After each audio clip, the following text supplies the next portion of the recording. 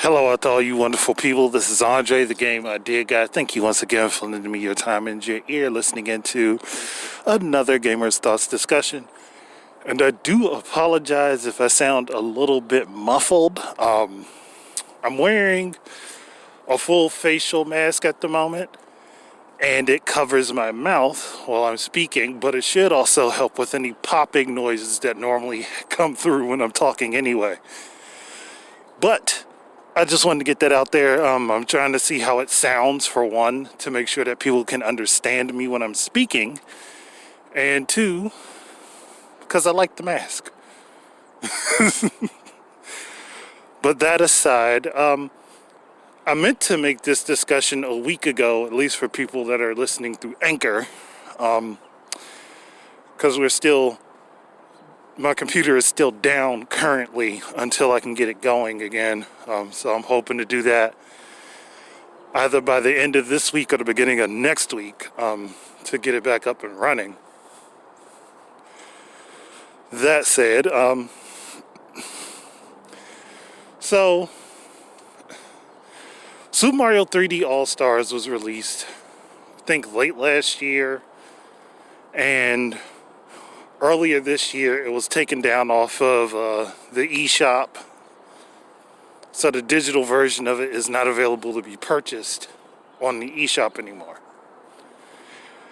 Physical copies are still floating about if people are interested in finding it, and I think now would be a good time to go ahead and pick it up, even if you don't open it, because you're still going to be playing your stuff through NSO and using the expansion pack for the additional stuff.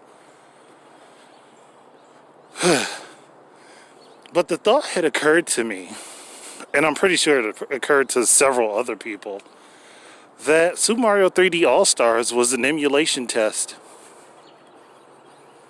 And it would make sense that it would be, because there would be no other reason to remove this from the eShop and to put Super Mario 64 on Nintendo Switch Online expansion pack. There wouldn't be a need for it. When you just think about it, just logically think this out. Why am I going to keep selling this product if I'm going to break it up eventually into individual pieces and re-release it again anyway? Why would I keep it available, at least digitally, for people to be able to pick up? Now, the number of physical copies that are floating out and about in the wild, there's nothing they can really do about that, other than recall them, and that's kind of pointless. But it would make sense that Super Mario 3D AllStars was a test run for them to use different emulators on the Switch. They have an N64 emulator. What was the first game on the Switch running on that emulator? Super Mario 64. And it was a part of Super Mario 3D AllStars. Next, they have Super Mario Sunshine, which was emulating GameCube, and Super Mario Galaxy, which was emulating the Wii. Now, that would make sense for them to do that, especially seeing as they completely left out Super Mario Galaxy 2. And a lot of people would have preferred that over the first one. For me, I like them both just about the same, so it doesn't make much of a difference to me personally. But I can understand now why they would put one in this package rather than both, because they were testing the emulation. One, testing to see if people would be interested in getting these games through emulation for the Switch. And two, making sure it ran well. And they run well enough to be playable. So why wouldn't they then move their emulation software over and try to bring more games to these consoles? And that would also explain why Super Mario Galaxy doesn't have a gamepad only mode in the game. because it wasn't in the original Wii version of that game. You didn't have a mode to play with the classic controller. And I know that was a complaint for a lot of people, and I do understand that complaint, seeing as Super Mario Galaxy was released on the Shield in China. But thinking it over, just thinking it through, they were testing their emulation software for the N64, for the GameCube, and for the Wii. And that version of Super Mario Galaxy that's running on the Switch was running the Wii version of the game. It wasn't recoded for the Switch. It was being emulated on the Switch.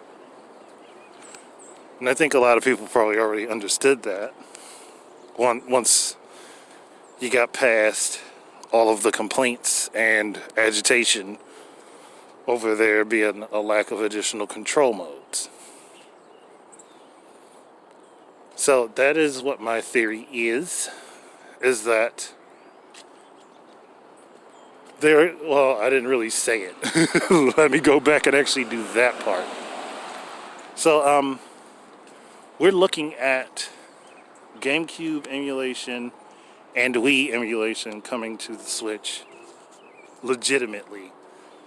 And I think that Nintendo's going to add it to the expansion pack. Even though I don't think they should have to do it that way. But I have a feeling that's what their plan is. So, the expansion pack, you may be seeing GameCube and Wii emulation. I don't know how soon. I'm going to guess the next 6 months you'll probably get a bunch more N64 titles, and then they'll announce GameCube at some point between 6 to 8 months. Then you'll have another 6 months where games get added to N64 and GameCube. And then 2 to 3 months after that, they'll add in Wii emulation.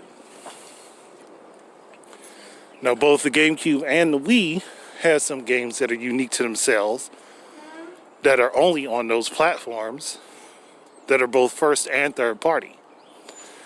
And this may be the way that we see Soulcalibur 2 make a return to Nintendo. It might be through emulation so that you can get the GameCube version of Soulcalibur 2 and then be able to have online play with it. Again, this is a lot of speculation on my part. I can't say this is guaranteed. It's just thoughts that were floating about in my head as I'm going through it. And you may see stuff like Red Steel 2 make re-releases. You might see Mad World come out again for the NSL expansion pack. I know for sure you're going to end up seeing New Super Mario Bros. Wii end up on there. Now, the other thing I'm not exactly certain of is if they're going to continue adding third-party consoles. And I have video discussions for those. As soon as my computer is back up and running, I'm going to start. I've already recorded the audio for them, but I got to do some video footage to go along with the audio. So I'm going to try to get that all done and taken care of. But hey, if things don't work out the normal way, I got other methods of which I can make some video footage and put some stuff together and start uploading. And if it comes down to it and I have to do it that way, I'm going to. But I think that this is a reasonable thought to have. I think this is a reasonable thing to expect or to think about. It's not like you don't already have access to GameCube controllers for the Switch. You do. They may come out with a new wireless Wavebird controller to go along with announcing GameCube. And they may re-release Wiimote Nunchuck that is specifically tuned to work with the Switch. They might even re-release the sensor bar. So again, these are things to think about and to consider. These are things to look into and have a thought on. But I am so hoping if they re-release the Wii Remote and Nunchuck that they re-release them both wirelessly, so that they could come in sets and you don't have to You don't have to have the cord restricting your movement, because that cord was short. That was about the only problem I had with the Wii Remote and Nunchuck, is that cord was only like 3 or 4 feet long. And if it was longer, say it was a 10-foot cord, maybe it wouldn't be such a big deal. But that short cord was a pain in the butt when you wanted to play games with motion controls. But that's a side note that I don't really have to dive too much into. Nintendo has set themselves up, as far as I can tell, to add more emulation to the Switch and to extend its life for longer term. And this would make sense if this is supposed to be the halfway point of the Switch, that Nintendo would start ramping up what they're going to be releasing for the platform. And we do not know if the Switch OS is going to be the OS that they use going forward. I do hope that it is, so that they can keep consolidating what they already have into one platform, like what Microsoft is doing with the Xbox. But we'll have to wait and see. But again, this is just my thoughts, because it just strikes me as odd that we would get Super Mario 3D All-Stars and it runs emulation of N64, GameCube, and Wii. And then we, shortly after that, like within a year's time, get N64 released as part of the NSO expansion pack, which I know people don't feel is worth the price for the majority of people, and I understand that. But again, if you want it, there are options to getting it cheaper. You just got to network. But that's where I think that is a reasonable place to go and guess. And again, I doubt I'm the only person that has had this thought. But I wanted to get it out there and say, hey, Nintendo, we see what you're doing. But I'm going to end this here. Thank you guys very much for listening in. Keep your eyes and ears up for more stuff from me. And until the very next time, please enjoy your games. And also give your thoughts on if you think that this is correct or not. Peace out, everybody.